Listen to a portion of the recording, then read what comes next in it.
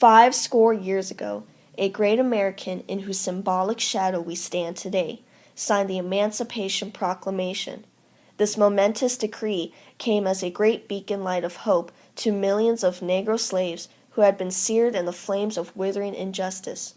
It came as a joyous daybreak to end the long night of their captivity. But 100 years later, the Negro is still not free. 100 years later, the Negro is still languished in the corners of American society and finds himself in exile in his own land. And so we've come here today to dramatize a shameful condition.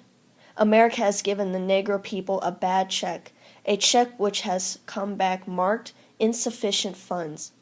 But we refuse to believe that the Bank of Justice is bankrupt.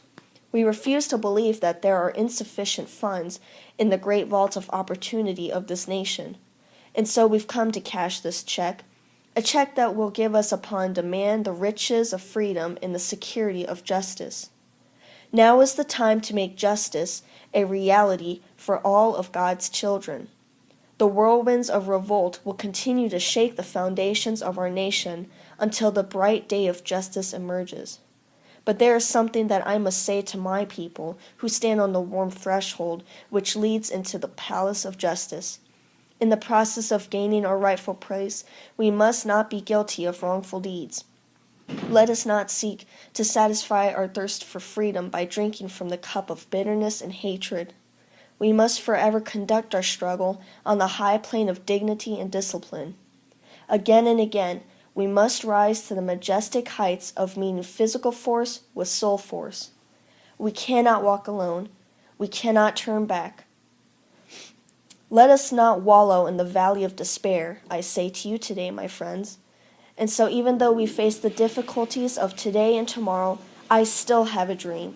It is a dream deeply rooted in the American dream. I have a dream that one day this nation will rise up and live out the true meaning of its creed. We hold these truths to be self-evident, that all men are created equal. I have a dream that my 4 little children will one day live in a nation where they will not be judged by the color of their skin, but by the content of their character.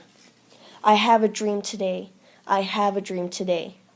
When we allow freedom ring, when we let it ring from every village and every hamlet, from every state and every city, we will be able to speed up that day when all of God's children, black men, white men, Jews, Gentiles, Protestants, and Catholics, will be able to join hands and sing in the words of the old Negro spiritual. Free at last, free at last. Thank God Almighty, we are free at last.